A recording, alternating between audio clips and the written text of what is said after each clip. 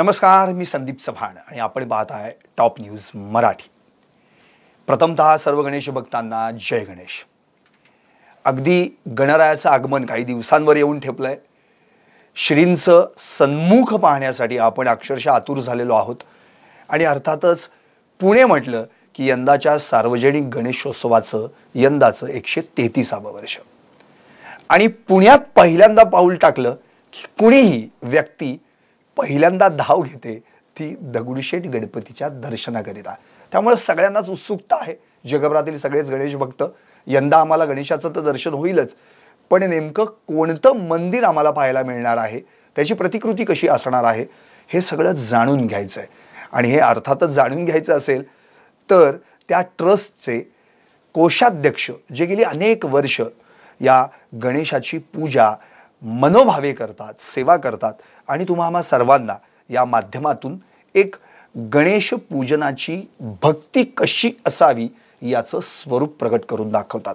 प्रत्यक्ष तेच आपल्या स्टुडिओमध्ये आलेले आहेत, अर्थातच महेश सूर्यवंशी। जय गणेश। जय गणेश। प्रथमतः दगडूशेठ हलवाई गणपती म्हटलं की मुळात म्हणजे आपल्या सगळ्यांसमोर एक प्रेक्षकांसमोर एक अशी पर्वणी असते, श्रीमंत दगडूशेठ हलवाई सार्वजनिक गणपती ट्रस्ट म्हटलं की यंदा प्राणप्रतिष्ठा, सत्यविनायक पूजा, अथर्वशीर्ष पठण आणि त्या जोडीला प्रतिकृती मंदिराची। तर या सगळ्या गोष्टींचा उहापोह आपण या मुलाखतीत घेणार आहोत। म्हणून अगदी सुरुवातीलाच यंदाचं जे श्रींचं आगमन गणेश चतुर्थीला होणार आहे तर ते किती वाजता कसं होणार आहे हे आमच्या पहिल्यांदा गणेश भक्तांना समजावून सांगा। गणेश चतुर्थी 27 तारखेला आहे आणि हा गणेशोत्सव आपण त्याचा आरंभ या दिवशी करत असतो। मुळात गणपती बाप्पाचा मयुरेश्वर अवताराचा हा जन्मोत्सव आपण गणेश उत्सवाच्या स्वरूपात साजरा करत असतो। श्रीमंत दगडूशेठ हलवाई गणपती बाप्पांची मंदिरामध्ये 8 वाजता सर्व कार्यकर्त्यांच्या हस्ते आरती संपन्न होईल आणि 8:30 वाजता फुलांच्या आकर्षक रथातून बाप्पांची आगमन मिरवणूक ही मंदिरापासून सुरू होईल आणि आप्पा वळण चौक, बाजीराव रस्ता, शनिपार, टिळक पुतळा ते उत्सव मंडप अशी साधारण 10 वाजता उत्सव मंडपामध्ये बाप्पा येतील। सुहासिनींच्या हस्ते त्याची ओवाळणी होईल आणि बाप्पा मखरामध्ये विराजमान होतील। त्यानंतर झालरिया पीठाचे माननीय जे आचार्य आहेत घनश्यामाचार्य त्यांच्या शुभ हस्ते श्रींची प्राणप्रतिष्ठापना ही संपन्न होईल आणि बरोबर त्यांच्या हस्ते आरती होऊन 12 वाजता हे तमाम गणेश भक्तांसाठी उत्सवातलं गणपती बाप्पांचं महादर्शन हे खुलं होईल आणि 240 तास अव्याहतपणे बाप्पांचं दर्शन हे भक्तांना खुलं असेल।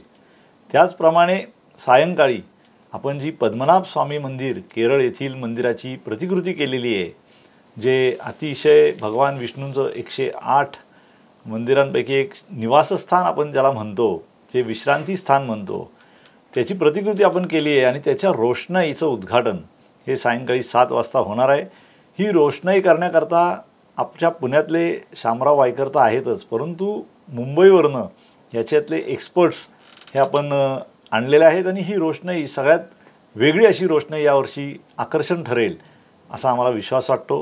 आणि नक्कीच मला महेशजी असं म्हणायचं, आता तुम्ही 2 गोष्टी खरं म्हणजे उद्धृत केलात। एक तर ज्यांच्या हस्ते प्राणप्रतिष्ठा आहे, श्रींची प्राणप्रतिष्ठा, त्यांची ओळख पहिल्यांदा मी आपल्या सगळ्या गणेश भक्तांना करून देतो।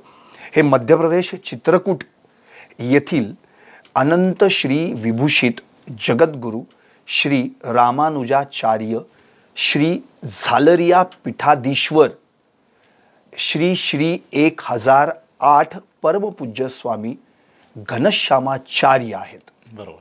आणि त्यांच्या हस्ते प्राणप्रतिष्ठा हे म्हणजे अतिशय अलभ्य लाभ आहे आणि हे दुर्मिळ दर्शन आहे गणेश भक्तांना, म्हणजे प्रत्यक्ष गणेशाचं आणि त्यांचं सुद्धा। त्यामुळे या दिवशी खरं म्हणजे कुणीही ती प्राणप्रतिष्ठेचा जी वेळ आहे ती चुकवू नये आणि विशेष म्हणजे तुम्ही ऑनलाईन देखील हे पाहू शकता। आणि दुसरं जे त्यांनी प्रतिकृतीबद्दल सांगितलं हे देखील महत्त्वाचं आहे। केरळ स्थित म्हणजे जी केरळची राजधानीच आहे तिरुअनंतपुरम, तिथलं हे मंदिर आहे। या मंदिराचं वैशिष्ट्य असं की मुळातच भगवान विष्णूंना हे मंदिर समर्पित आहे आणि भगवान विष्णूंची जी निवासस्थानं आहेत म्हणजे 108 देसम आपण ज्याला म्हणतो त्यापैकी एक हे मंदिर आहे आणि हे श्री पद्मनाभ स्वामी यांचं मंदिर आहे। तर मुळात या मंदिराची जी प्रतिकृती आहे ती प्रतिकृती आपल्याला प्रत्यक्ष केरळला न जाता थेट पुण्यातच पाहायला मिळणार आहे. त्यामुळे आता मला खरं म्हणजे उत्सुकता हीच लागली आहे की ही प्रतिकृती नेमकी किती भव्यदिव्य असणार आहे आणि कशा पद्धतीनं ती साकारली जाते. ह्या प्रतिकृतीचं वैशिष्ट्य म्हणजे पुण्यातीलच आपले विनायकजी रासकर यांनी ही साकारलेली आहे. वा, त्यांचं नावही विनायकच आहे. हो, त्यांचं देखील नाव विनायक आणि जवळजवळ 400 ते 450 कारागीर ह्या कामात आपले समर्पित झालेले आहेत. ह्या प्रतिकृतीचं वैशिष्ट्य असं आहे की त्याची रुंदी 72 फूट आहे, उंची 100 फूट आहे. ह्याला 5 लेअरचे गोपुर आहेत आणि त्या संपूर्ण गोपुरांवर 55 वेगवेगळ्या प्रकारच्या देवता आणि ऋषीमुनींच्या 550 संख्येमध्ये मूर्ती आहेत. बर, इतकं भव्य मोठं प्रमाण पहिल्यांदाच हे सजावटीच्या रूपानं हे साकारलं जाते असं मला वाटतं. मी हेही ऐकलं की त्या ठिकाणी म्हणजे रामायण कृष्णलीला हेही आम्हाला काही पाहायला मिळणार. हो, निश्चित. त्या मंदिरामध्ये जे जे वैशिष्ट्यपूर्ण कोरीव मूर्तींचं काम आहे ते तिथं साकारण्यात आलेलं आहे. आपण जसं मंडपामध्ये प्रवेश करू तसं जे त्याचे खांब आहेत त्याला याळ्या असं संबोधलं जातं.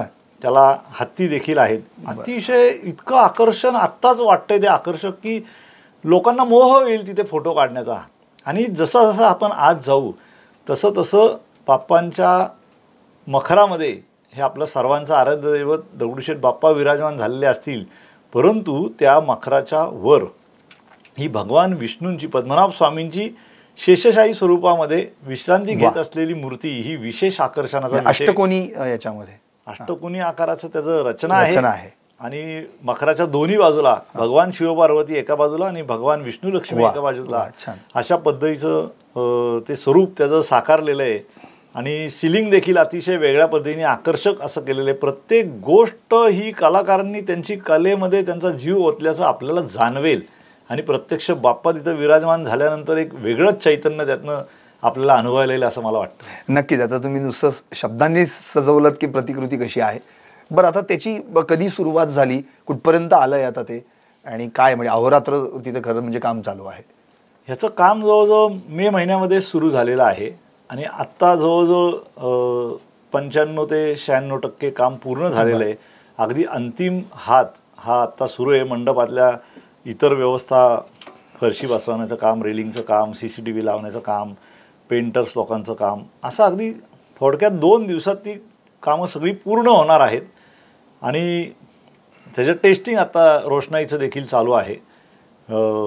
विविध माध्यमातनं त्या प्रतिकृतीला आणखीन कसा साथ चढेल हे जो शेवटचा अंतिम हात आहे ते फिरवायचं काम चालू आहे. आणि हे सर्वोच्च आकर्षण ठरेल या सगळ्या सजावटी आम्ही जेवढ्या आत्तापर्यंत केल्या असा मला विश्वास वाटतो. कारण लोकांच्या चेहऱ्यावर त्या भाव जे दिसतात त्याच्यावरून असं दिसतंय की बाबा लोकांचा खूप चांगला प्रतिसाद या प्रतिकृतीला, या बाप्पांच्या मंदिराला हा लाभेल असं मला वाटतंय. नक्कीच. आता आपण जरा दुसऱ्या दिवशीचं पाहूयात. मुळात दुसरा दिवस म्हटला तर ऋषीपंचमी येते आणि दगडूशेठ म्हणले की एक नातं असं आहे ते म्हणजे अथर्व शीर्ष पठणाचं. जवळपास 31,000 भगिनी यामध्ये सहभागी होणार आहेत. तर त्याचं कसं नियोजन केलं गेलेलं आहे, यंदाचं काही वैशिष्ट्य आहे? यंदाचं ऋषीपंचमीचं 40वं वर्ष आहे आणि गणेशोत्सवाच्या सर्व कार्यक्रमांचा मुकुटमणी म्हणून हे महिलांचं, भगिनींचं सामूहिक अथर्वशीर्ष पठण हा कार्यक्रम असतो. ह्याला जवळजवळ 35,000 भगिनी, माता भगिनी या कार्यक्रमाला उपस्थित असतात. पहाटे 6ला कार्यक्रम सुरू होतो, परंतु रात्री 2 वाजेपासूनच यायला सुरुवात होते. इतकी त्यांच्यामध्ये उत्सुकता आहे. मग आणखी काही महिला किंवा भगिनी समजा त्यांना आता त्यात प्रत्यक्षात भाग घ्यायचा आहे पण आधी नाव नोंदलेलं नसेल तर मग आपण त्यांना बसू देतो? नाव नोंदणीची प्रक्रिया ही सुरू आहे. बॅचेस आपण आत्तासुद्धा देत असतो आणि त्यावेळेला जरी महिला आल्या तरी साडी वेशामध्ये जर त्या आल्या, कारण त्याचा एक प्रोटोकॉल पारंपरिक आपण जो वेशभूषा आहे प्रत्येकाचं स्वागतच आहे. आणि दरवर्षी ही संख्या वाढताना दिसते, कारण कार्यक्रम शिस्तबद्ध व्हावा. कारण 45 मिनिटात हा कार्यक्रम संपन्न करायचा असतो आणि अतिशय शिस्तीत हा कार्यक्रम होण्याच्या दृष्टीने, सुरक्षेच्या दृष्टिकोनातनं देखील त्याचं नियोजन आम्ही करत असतो. आमचे कार्यकर्ते त्यांना जातानाच प्रसाद देतात, आरतीचं पुस्तक देतात, जेणेकरून नंतर कुठली गडबड होत नाही. आणि जात असताना बाप्पांचं अतिशय जवळनं त्यांचं दर्शन होतं, कारण नंतर सुद्धा जवळजवळ 2 तास लागतात त्यांचं बरोबर सगळं शेवटची भगिनी आमची जायला. बरोबर. अगदी महत्त्वाचं म्हणजे 40 वर्षे अव्याहतपणे हे अथर्व शीर्ष पठण या ठिकाणी दगडूशेठ हलवाई गणपतीच्या वतीनं सुरू आहे. अर्थात अनेक परिसरातील महिला देखील, मी तर म्हणतो म्हणजे अगदी पुण्याच्या बाहेरच्या देखील महिला यामध्ये सहभागी होत असतील. महाराष्ट्रातनं येतात, नातेवाईकांकडे येतात, त्यांच्याकडे राहतात आणि सामूहिक गणेशाची उपासना हा यातनं खूप मोठा संदेश आहे. बरोबर. आणि हे आपल्या भारतीय संस्कृतीचं वैशिष्ट्य आहे की त्याच्यातनं जे पॉझिटिव्ह सकारात्मक तरंग उमटतात ते वायुमंडळातनं व्यापक होत जातात. बरोबर. आणि गणपती बाप्पा ही प्रथम पूज्य आणि सर्वाधिक पूज्य अशी देवता आहे आणि ह्या माता भगिनी म्हणजे ह्या शक्ती स्वरूप आहेत.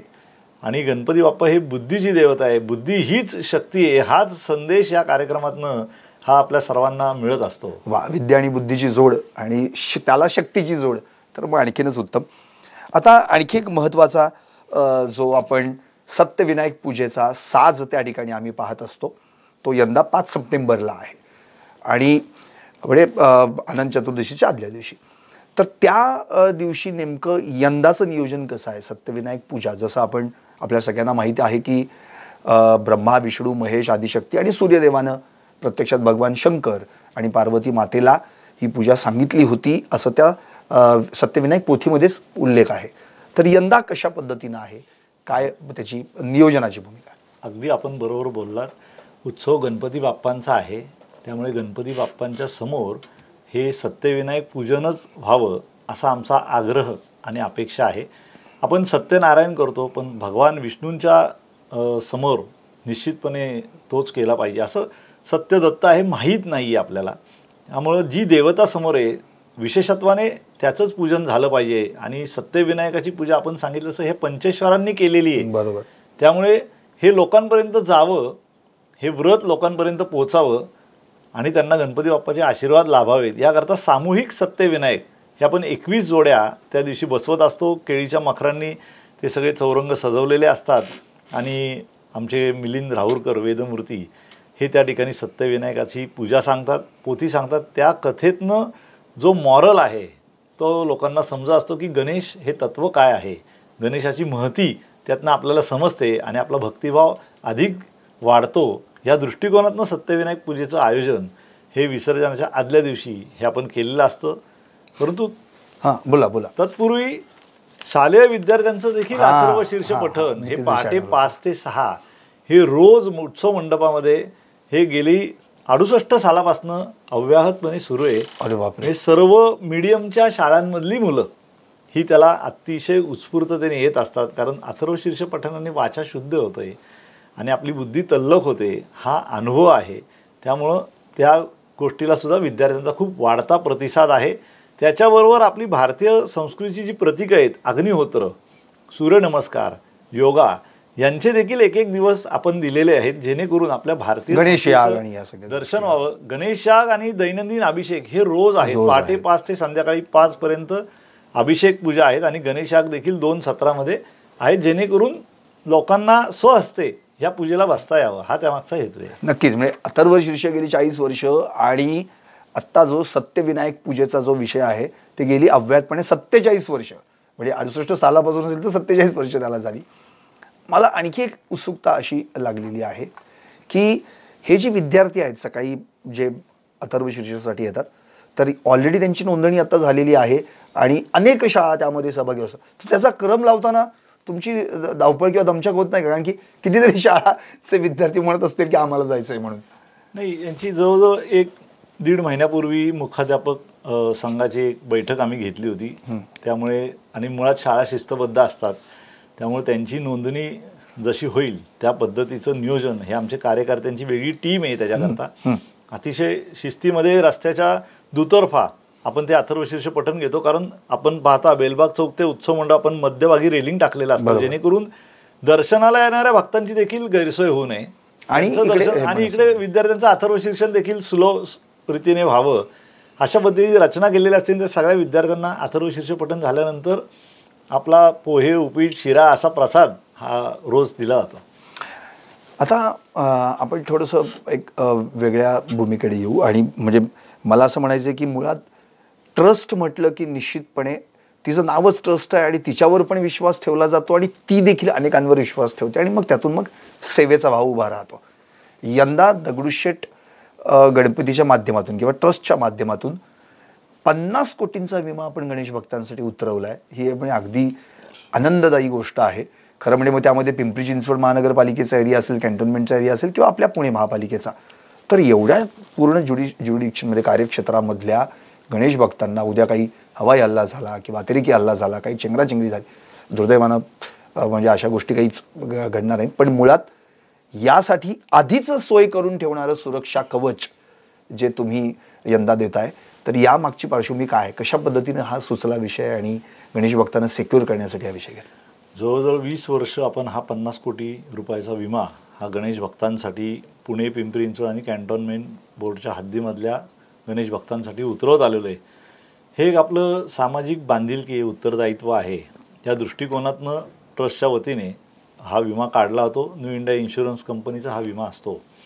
ह्याच्यामध्ये तुम्ही आत्ता सांगितलं असं चेंगराचेंगरी, काही अतिरेकी हल्ला, अघटित असं काही घडलं असं घडणार नाही, कारण विघ्नहर्ता बाप्पा आहे, त्याच्या भरोश्यावरच आपण चाललो आहे. पण मानवीय दृष्टिकोनातून, व्यवस्थापनेच्या दृष्टिकोनातनं आपण हा विमा उतरवत असतो.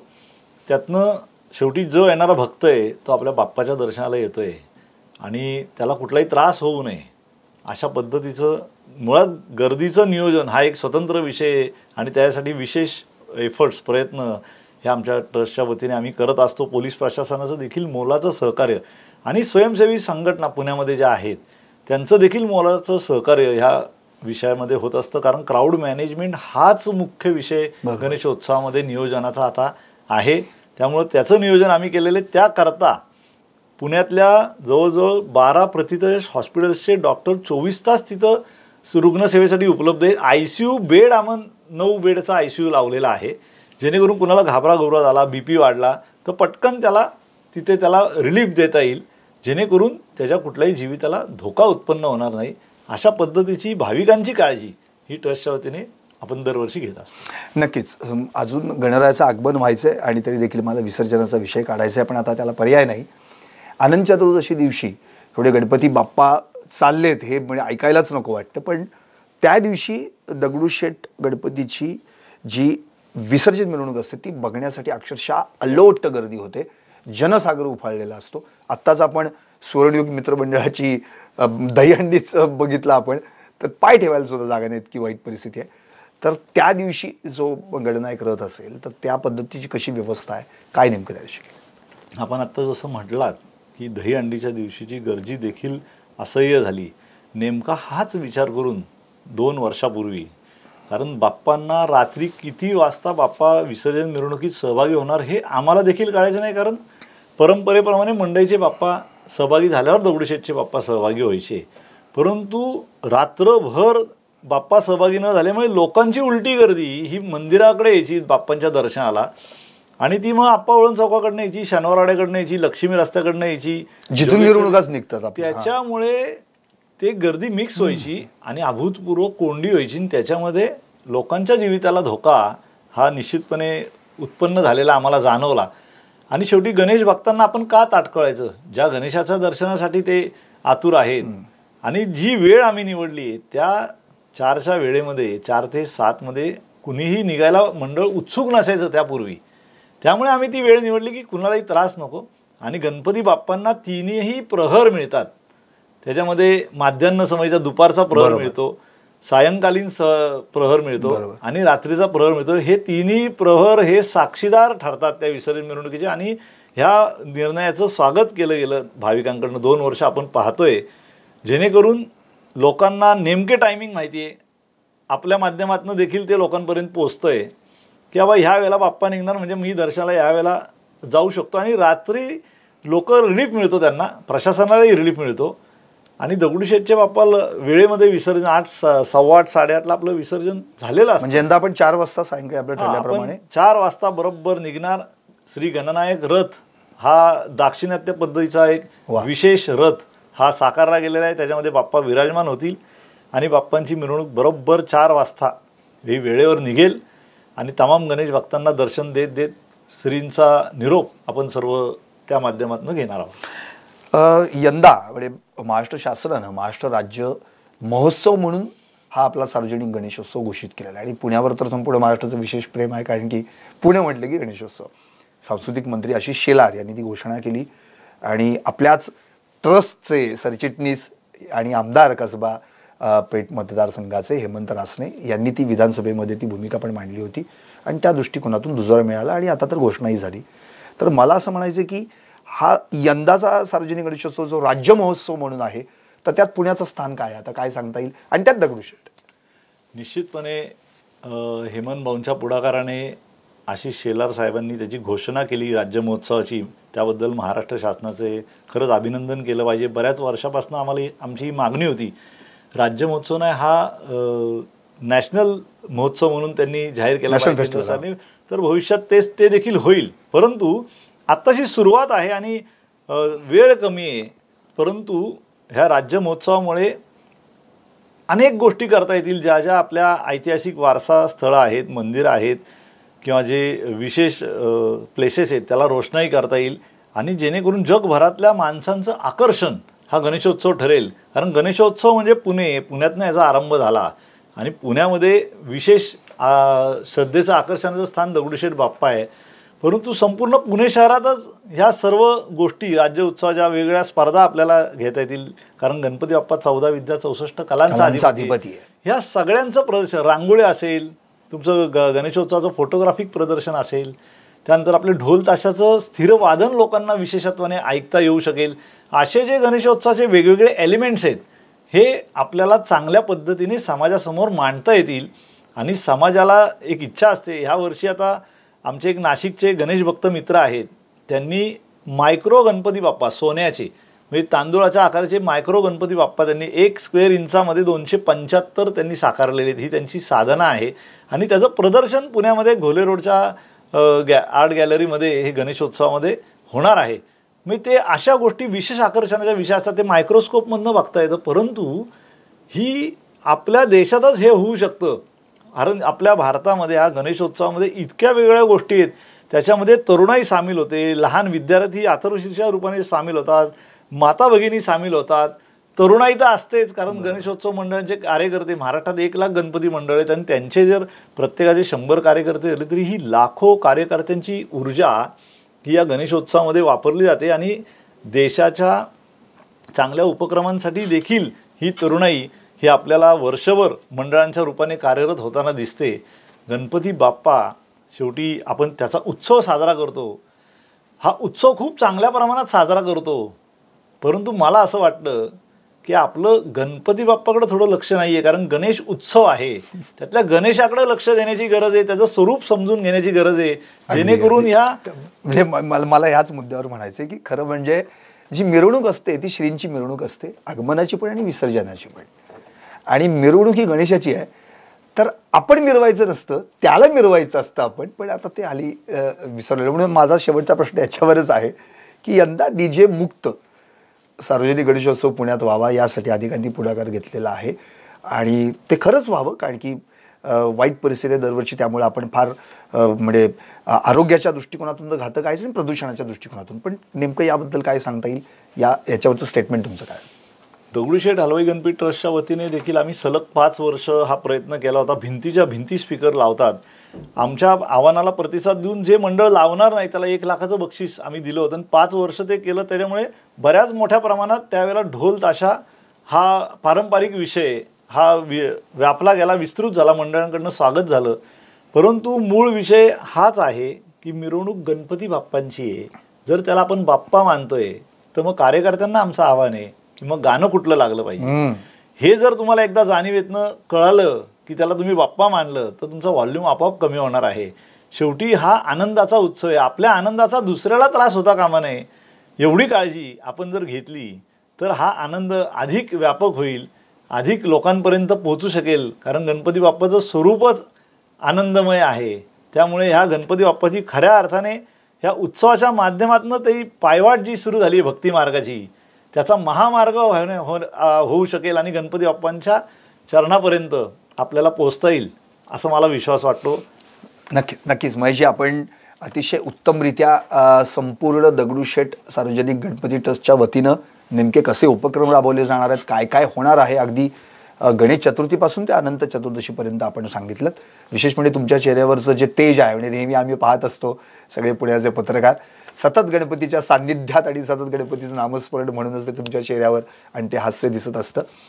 या ठिकाणी महेशजींनी आपल्याला अत्यंत महत्त्वाची एक पर्वणी सांगितलेली आहे, ती म्हणजे प्राणप्रतिष्ठा होणार आहे श्री घनश्यामाचार्य यांच्या हस्ते. आणि जे पद्मनाभ स्वामी यांचं जे मंदिर आहे ते मंदिर आपल्याला प्रत्यक्षात या पुण्यामध्ये पाहायला मिळणार आहे. आणि मला एक त्यांचा मुद्दा जो अत्यंत आवडला तो अगदी शेवटाकडे जातानाच मी आता सांगतो, तो म्हणजे सत्य दत्त पूजा आपण ऐकली, सत्य नारायण आपण पूजा ऐकली आणि सत्य विनायक पूजा. अर्थातच ज्याचं आपण गेली 10 दिवस आता पुढे आपण त्याचं स्मरण करणार आहोत, त्याची पूजा अर्चा करणार आहोत, तर त्याचीच पूजा होणं अत्यंत गरजेचं आहे. आणि यंदा योग बघा, दगडूशेठच्या प्रतिकृतीतलं जे मंदिर आहे त्या मंदिराचा स्वामी देखील पद्मनाभ आहे, म्हणजे प्रत्यक्षात विष्णू आहे आणि इकडे गणपती आहे. त्यामुळे पूजा एकाचीच होती आहे, आपण फक्त रूप वेगळी बघतो, तो एकच आहे. 14 विद्या 64 कलांचा अधिपती अर्थात गजानन गणपती. जय गणेश. जय गणेश. घ्या परदेशात भरारी, तेही सर्वसामान्यांना परवडणारी. 1 रुपया भरा आणि थायलंड मध्ये फिरा. सचिन इंटरनॅशनल घेऊन आले आहेत जगातली सर्वात स्वस्त परदेश टूर. पूर्ण 5 दिवसांचं पॅकेज आता फक्त 32,999 रुपयांमध्ये. पॅकेजमध्ये विमान प्रवास, हॉटेल, ब्रेकफास्ट, ट्रान्सपोर्ट आणि प्रेक्षणीय स्थळे. सचिन इंटरनॅशनल 18 वर्षांपासून पर्यटन क्षेत्रातील एक विश्वसनीय नाव. सचिन इंटरनॅशनल सोबत मनसोक्त फिरा. संपर्क 7767989898.